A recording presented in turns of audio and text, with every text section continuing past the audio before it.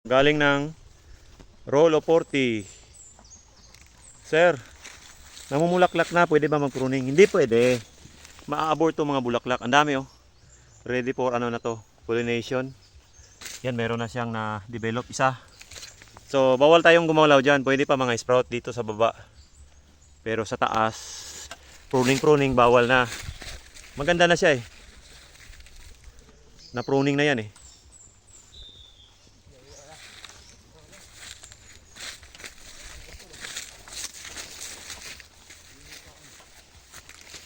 Dami oh.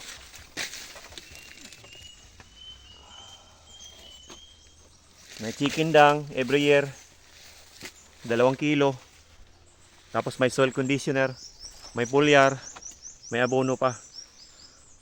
Kaya ganyan, karami.